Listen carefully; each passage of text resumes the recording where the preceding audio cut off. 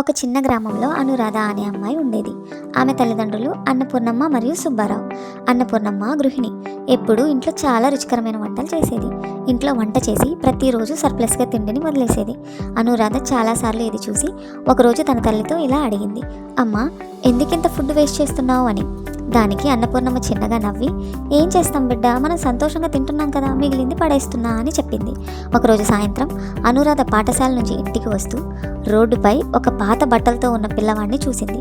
అతను ఆకలితో వాడిపోయి ఉన్నాడు.